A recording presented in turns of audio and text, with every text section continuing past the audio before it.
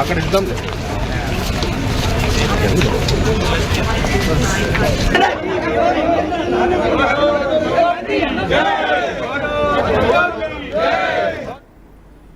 Right. అతి మాజీ మంత్రి ప్రస్తుత ఎంపీ ఈటెల రాజేందర్ కాళేశ్వరం కమిషన్ విచారణకు హాజరయ్యారు. ప్రస్తుతం ఎంత టెన్షన్ వాతావరణం ఉంది అక్కడికి చేరుకున్న కార్యకర్తల్లో.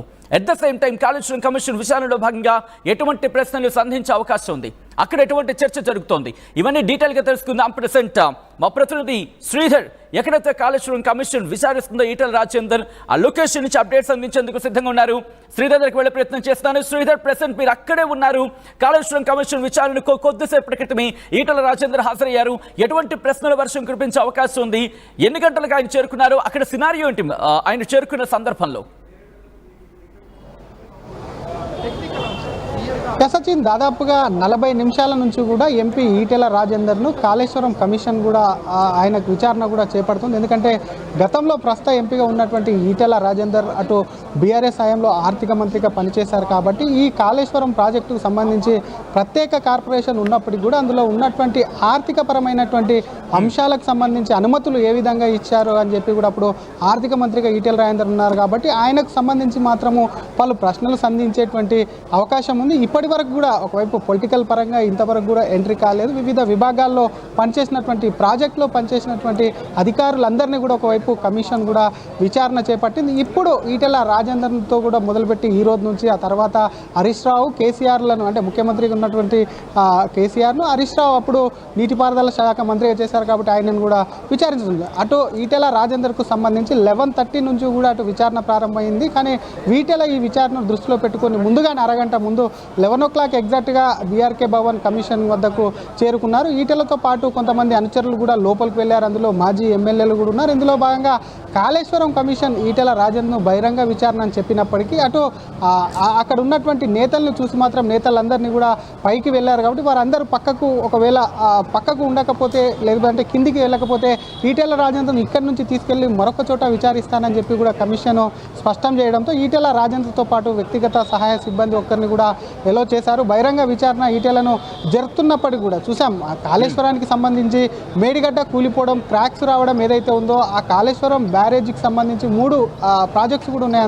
సంబంధించి వాటికి ఆ ప్రాజెక్టే పనికి రాదు అంటూ కూడా అటు నేషనల్ డ్యామ్ సేఫ్టీ అథారిటీ కూడా రిపోర్ట్ ఇచ్చింది. ఆ తర్వాత ఎంక్వైరీకి కమిషన్ వేశారు. మరొక పక్క అసలు కాళేశ్వరం కమిషన్కి సంబంధించినటువంటి ఎస్టిమేషన్లో కూడా అవకతవకలు జరిగే ఆ ప్రాజెక్టులు కూడా నాణ్యతతో కట్టలేరు. అటు ఒకవైపు కాంట్రాక్టర్కు కూడా చాలా పెద్ద మొత్తంలో కూడా ఈ నాణ్యత లేకుండా కట్టడంలో కానివ్వండి, డిజైన్కు సంబంధించి ప్రధానంగా డిజైన్కు సంబంధించినటువంటి లోపాలపైన కూడా ఒకవైపు కూడా కమిషన్ కూడా ఎంక్వైరీ చేపడుతుంది. ఈటెలకు సంబంధించినటువంటి ప్రధానమైనటువంటి అంశాల్లో ఎంక్వైరీ ఏంటంటే అప్పుడు ఉన్నటువంటి పరిస్థితుల్లో ఇందాక చెప్పినట్టు ఏదైతే ఆర్థికపరమైనటువంటి అంశాల్లో అనుమతులు, ఎందుకంటే కాళేశ్వరం కమిషన్కి సంబంధించి ఒక కార్పొరేషన్ ప్రత్యేకమైనటువంటి కార్పొరేషన్ ఏర్పాటు చేసినప్పటికీ దానికి సంబంధించినటువంటి నిధులు ఎట్లా సేకరించారు, వాటి నిధులు ఎంత విడుదల చేశారు, ఎవరు చెప్తే విడుదల చేశారు, క్యాబినెట్ సబ్ కమిటీ అప్రూవల్తో విడుదల చేశారా లేదంటే ముఖ్యమంత్రి చెప్తే విడుదల చేశారు అంశాలు ఏవైతే ఉన్నాయో వాటన్నిటిపైన కూడా ఒకవైపు ఈటెల రాజేందర్ను ప్రశ్నించేటువంటి అవకాశం ఉంది. ఎందుకంటే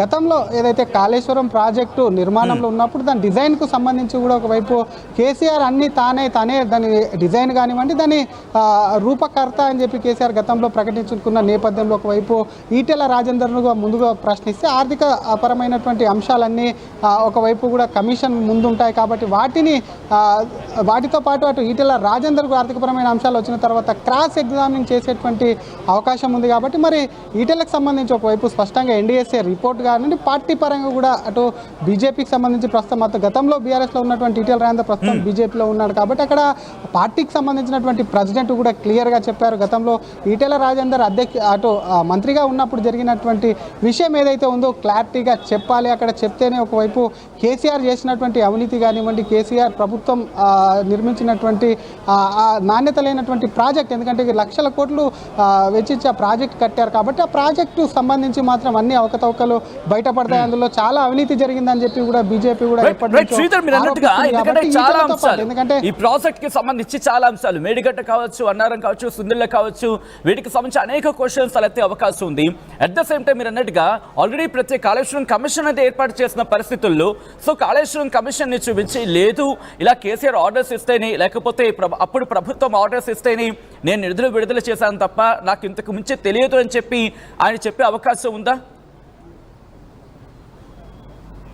డెఫినెట్గా సచిన్, ఎందుకంటే ప్రస్తుతం కూడా ఆయన అనుచరులు కూడా బయట ఇందాక ఈటెలతో పాటు వచ్చినటువంటి అనుచరులు పోలీసు ఇక్కడ నుంచి పంపించినప్పటికీ ఆయన అనుచరులతో కూడా ఈటెల మాట్లాడారు, కొన్ని విషయాలు కూడా వాళ్ళతో చెప్పినట్టు కూడా మనకు వాళ్ళతో మాట్లాడినటువంటి విధానాన్ని బట్టి తెలుస్తుంది. ఎందుకంటే తను ఏ విధంగా అయితే అటు ఆర్థిక శాఖ మంత్రిగా ఆర్థిక శాఖకు కూడా కొన్ని పరిమితులు ఉంటాయి, ఎందుకంటే క్యాబినెట్ అప్రూవల్ చేసినటువంటి నిర్ణయాలు ఏవైతే ఉంటాయో ప్రతిదీ కూడా అటు ఆర్థిక శాఖ మంత్రిగా నిధులు విడుదల చేయాలంటే క్యాబినెట్ చేసినటువంటి అప్రూవల్ అంటే క్యాబినెట్ ఆమోదంతోనే కూడా ఫండ్ విడుదల చేస్తుంటే ఏ శాఖకి ఎంతెంత ఏ ప్రాజెక్ట్ ఎంతెంత విడుదల చేయాలి అదంతా కూడా క్యాబినెట్లో నిర్ణయం తీసుకుంటారు. కాబట్టి క్యాబినెట్ నిర్ణయం అప్పుడు ఉన్నటువంటి ముఖ్యమంత్రి నిర్ణయం ప్రకారమే తమ ఎంపీ తమ నేత కూడా ఒకవైపు నిధులు విడుదల చేశారని చెప్పి వారి యొక్క అనుచరులు ఇందాక కూడా ఇక్కడ మాట్లాడుతూ కూడా చెప్పినటువంటి సిచ్యువేషన్ ఉంది. కాబట్టి ఈటెలకు కూడా ఒకవైపు తను ఏదైతే కమిషన్ తనను అడుగుతుందని చెప్పి ఈటెల ముందుగానే ఎక్స్పెక్ట్ చేసి ఇందాక మీరు చూపించారు ఆయనకు సంబంధించి రిటర్న్గా కొన్ని పత్రాలు కూడా ఆయన వెంట తీసుకెళ్లారు, ఒక డైరీలో కూడా రిటర్న్గా రాసుకున్నారు, కొన్ని జిరాక్స్కు సంబంధించినటువంటి అంశాలు కానివ్వండి, ఆర్థిక శాఖకు సంబంధించినటువంటి ఏ విధమైనటువంటి పరిమితులు ఉంటాయి, ఏ విధమైనటువంటి హక్కులు ఉంటాయి, దానికి సంబంధించినటువంటి నిధులు విడుదల చేసేటప్పుడు ఏదైనా ప్రాజెక్టుకు సంబంధించి నిధులకు సంబంధించి ఏ విధమైనటువంటి పరిమితులు ఉంటాయో వాటన్నిటికీ సంబంధించి కూడా ఒకవైపు ఈటెల రాజేందర్ కూడా మరి ఆ ఫైల్ అయితే తీసుకెళ్లినటువంటి సిచ్యువేషన్ ఉంది. తనకు సంబంధించి చెప్పాలి ఇక్కడ ఈటెల రాజేందర్ కి సంబంధించి, ఎందుకంటే గతంలో అక్కడ ఇంజనీర్ కి సంబంధించి ఆల్రెడీ ఇన్వెస్టిగేషన్ ఎంక్వైరీ జరిగింది కాబట్టి ఈ కమిషన్ ఎంక్వైరీలో భాగంగా వచ్చిన ఆ పాయింట్స్ ని బేస్ చేసుకొని ప్రస్తుతం ఈటెల రాజేందర్ ని క్వశ్చన్ చేసే అవకాశం ఉందని చర్చ జరుగుతోంది. సో దీనికి సంబంధించిన క్లారిటీ వచ్చే అవకాశం కనిపిస్తోందా?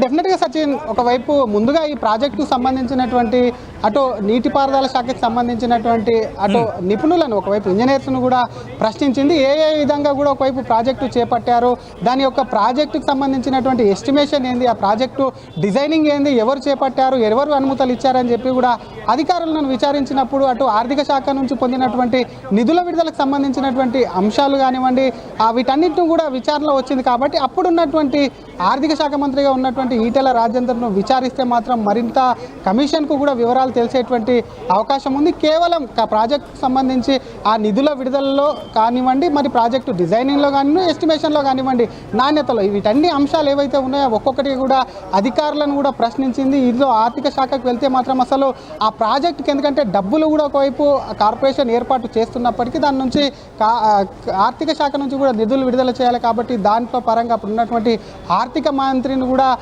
అప్పట్లో ఉన్నటువంటి ఈటెల రాజేందర్ను విచారణ చేపట్టాలని డిసైడ్ అయింది. మళ్ళీ ఈటెల రాజేందర్తో పాటు అప్పట్లో ఉన్నటువంటి నీటిపారుదల శాఖ మంత్రి హరీష్ రావు ఉన్నారు, ఆయన్ను గత ముఖ్యమంత్రిగా ఉన్నటువంటి కేసీఆర్ను కూడా వీళ్ళందరినీ విచారిస్తే ముందుగా అధికారులను కానివ్వండి, అధికారులు ఒక్కొక్కరుగా అయిపోయిన అనంతరం కూడా మరి పొలిటికల్గా ఇప్పుడు వచ్చింది ముందుగా ఈ రోజు నుంచి విచారణ మళ్ళీ తిరిగి ప్రారంభమైంది. కాబట్టి ఈటెల రాజేందర్ను మొదట విచారణ చేస్తున్నారు, తర్వాత ఆర్థిక పరమైనటువంటి అంశాలన్నీ కూడా కేవలం కొలిక్కొస్తే కూడా ముందుకు వెళ్ళేటువంటి అవకాశం ఉంది. హరీష్ రావుకు సంబంధించి నెక్స్ట్ విచారణ తర్వాత కేసీఆర్కు సంబంధించినటువంటి విచారణ జరుగుతుంది. కాబట్టి ఆ తర్వాత కమిషన్ కూడా ఒక రిపోర్ట్ అయితే తయారు చేసి ప్రభుత్వానికి కూడా ఇచ్చేటువంటి అవకాశం ఉంది. చూసాం ఒకవైపు రాజకీయ పరంగా పార్టీల మధ్యలో కూడా కాళేశ్వరానికి సంబంధించి ఎప్పటికప్పుడు పెద్ద రచ్చన జరుగుతుంది. అటు అసెంబ్లీలో కూడా పవర్ పాయింట్ ప్రజెంటేషన్ వేసి కాళేశ్వరం కట్టి ఎక్కడ కూడా దాని డిజైనింగ్ మార్చారు, దానికి సంబంధించి ప్లేస్ కూడా మార్చారు, గతంలో ఉన్నటువంటి ఎస్టిమేషన్ కాస్ట్ను కూడా ఎస్కలేట్ చేశారు. ఇవన్నీ ఏవైతే ఉన్నాయో గుత్తేదారుకు సంబంధించి కూడా అసలు కోడ్ చేసి ఎవరైతే అటు